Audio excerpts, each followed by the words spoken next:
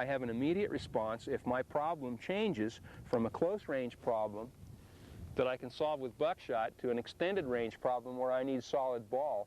We accomplish this by leaving the magazine down one round, and as I recognize that my problem can't be solved with buckshot, I go to my supplemental ammunition supply, I take a single projectile off, and this round goes into the magazine.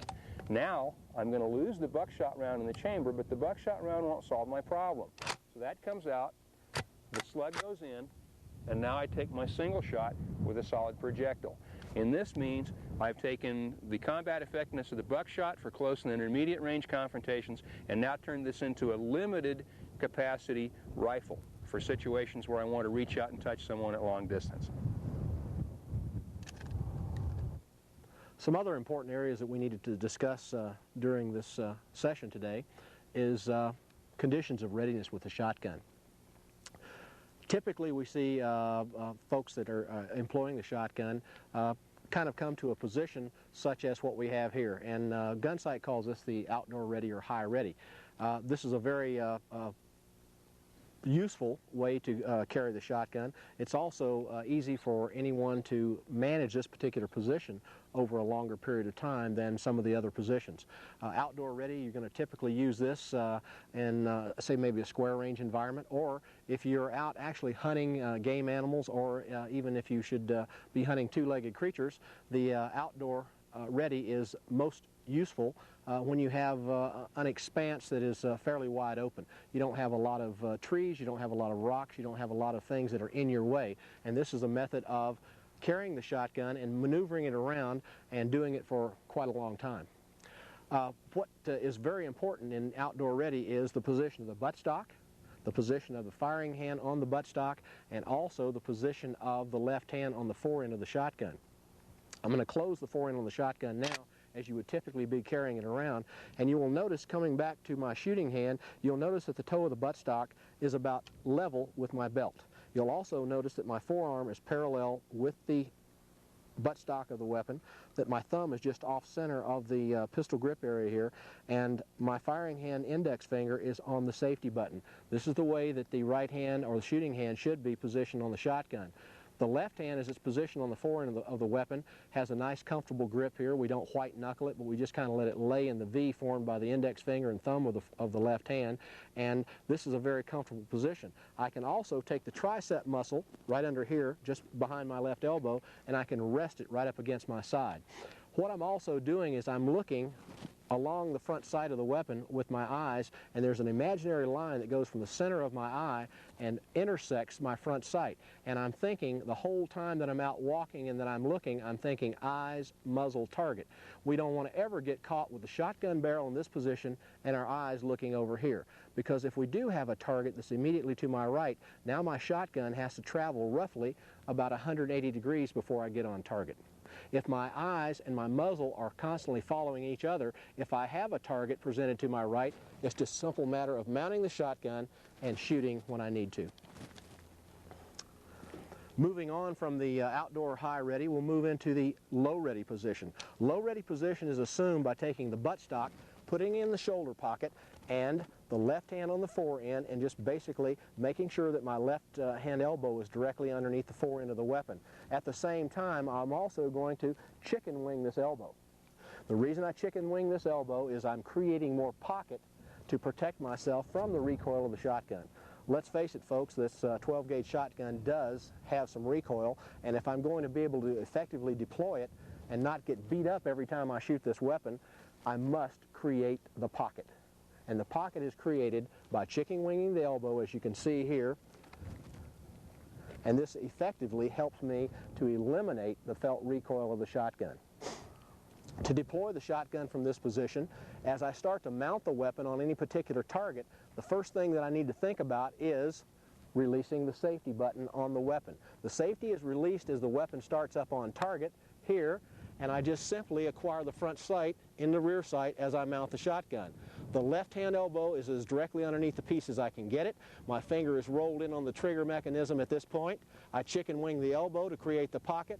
I'm also leaning forward or getting in a more aggressive stance with the shotgun, at the same time basically straightening out my right leg. What's going to happen when I shoot the round from here is the shotgun is going to recoil as I fire. The recoil is going to be transmitted to my shoulder and basically down through my right leg and basically goes into the ground. Now we'll move on to indoor ready. You may find this very useful if you're going into a house and you do not want to telegraph or lead with the muzzle and let anyone who happens to be inside that house that you might be looking for realize that you are even there. The way we do this is very similar to the low ready. We put the buttstock back in the shoulder pocket again, and now we just simply lower the muzzle to the outside of the left foot for a right-handed shooter, and we lower it in a situation something like this. And my left hand, my knuckles, are basically touching my thigh. In this position here, I can still move around if I need to, and it also takes the weapon out of sight on anyone who happens to be around the corner of the building that I happen to be entering at that time. Methods of sling carry are vitally important here at Gunsite, and as you can see, this particular Remington 870 is equipped with a leather 1-inch military type sling. The way I'm particularly holding this weapon right now is what Gunsite typically calls pocket carry.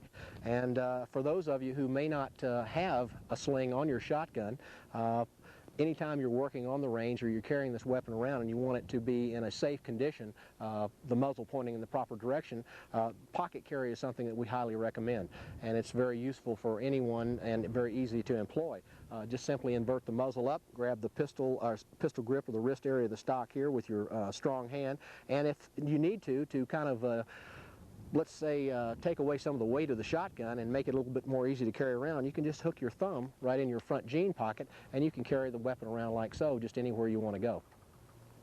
Another method of sling carry that is quite popular throughout the United States and some other foreign countries is what we call American carry. American carry is typically what you see our U.S. soldiers carrying their weapons around in that particular configuration, and that is just simply on the strong shoulder. If he's a right-handed shooter, he's going to carry it on his right shoulder. If he's a left-handed shooter, he carries it on his left shoulder.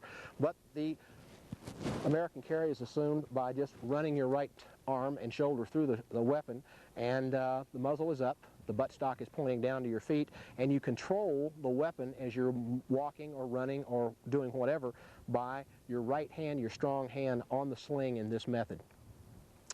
Some pitfalls of this particular carry method are if you carry a sidearm, such as I am today, that you'll notice that when you carry the weapon in this particular configuration, that anytime you're walking, you're running, or what have you, you'll notice that the shotgun and or rifle, carbine, whatever you're carrying, will be constantly banging into your sidearm.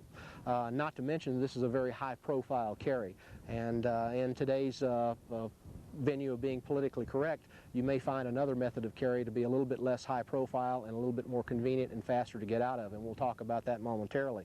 But to properly assume the American carry, and we'll take you in from say an outdoor ready or low ready position, we will reverse the order and we'll go back into American carry, and I'll do that now. To dismount, we'll dismount in this manner, and I'll come back to a low ready position. If I'm already in a low ready position, as we discussed earlier in this video, to get back into the American carry, it's very simple just to take your non-firing hand or your left hand that's on the forward end of the fore-end of the weapon and just run it up to the juncture of the sling swivel, grab the sling swivel and the sling, and just invert the muzzle and put your right arm and shoulder through the weapon. And now you are back in American carry. To deploy this weapon from American carry, the easiest method that we can teach you here at Gunsite is to take your left hand or your non-shooting hand and just simply run it under your right arm, grasp the fore end of the shotgun, and dismount it in a nice smooth motion.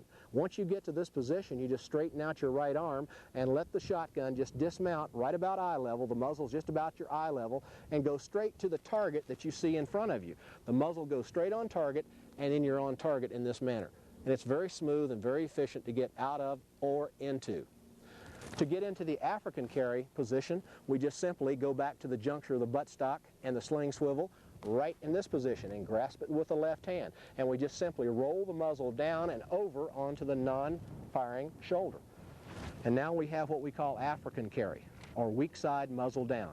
This is very efficient, it's very quick to get out of, and it's an extremely low profile position. And we like it here at Gunsite a lot, especially if you're carrying a sidearm. To deploy the shotgun from African carry, you are manipulating or controlling the shotgun with the left hand. The left hand is on the fore end. To deploy it from this position, you're thinking about making as small a circle on your target area that you have in front of you as you possibly can as you release the sling from the left shoulder. And it works something like this. My eyes are focused on a particular target downrange, and I keep that target focus all the time while I roll the shotgun out, make a small circle with the muzzle, grasp the pistol grip of the shotgun with the firing hand, simply rotate it around on target, pull it back into the shoulder, and now I'm ready to shoot. Once again, to go back to African carry from low ready, come back to the juncture of the sling swivel at the buttstock, roll it over and down onto the weak side shoulder, and control the shotgun with a non-firing left hand. There may come a time, for a variety of reasons, that you want to employ some kind of barricade or barrier in employing the shotgun. It may be to attain a more stable firing position, or certainly in a life defense situation, it's a much better idea to have incoming fire impact on a wall or a tree than it is on your body. In order to utilize the shotgun in these situations, you can utilize any one of a number of standard shooting positions and accomplish the two goals of keeping yourself from being struck by return fire and using the barricade material to enhance your stability for firing.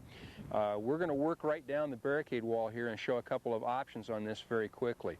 As I turn and face the wall here, the least desirable option in a situation like this is to shoot over a barricade because you're placing your most vital organ above the protective barrier.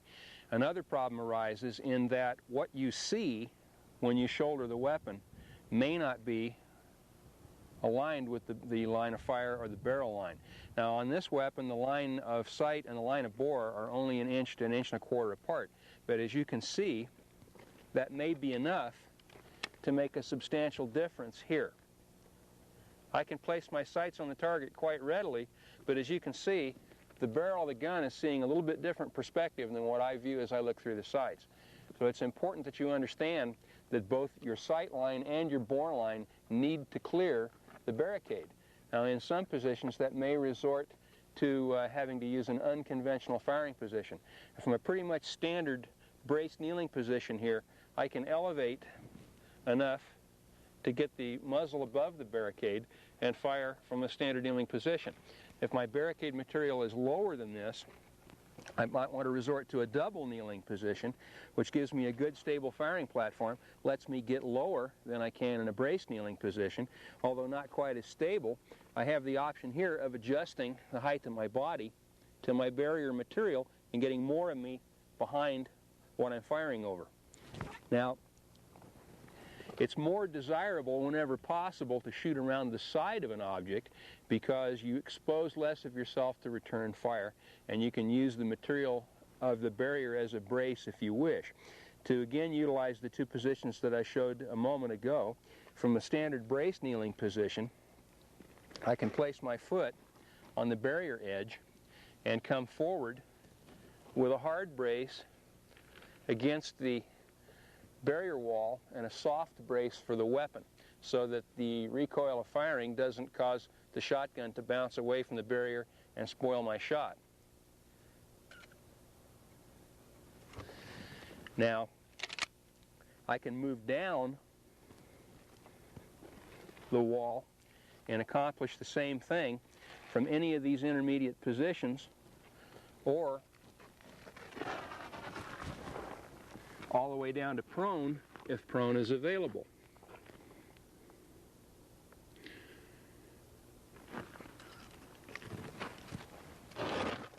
Another option that will expose even less of me to return fire involves a technique that we call a rollout.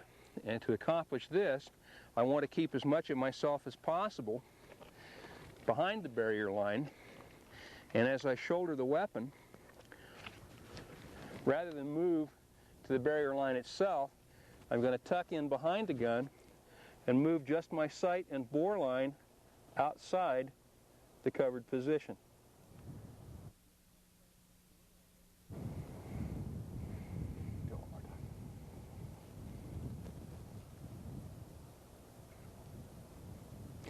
Now we can move the camera and give you a different perspective on this and show you what would be available using the two different techniques to the person viewing my position from the front.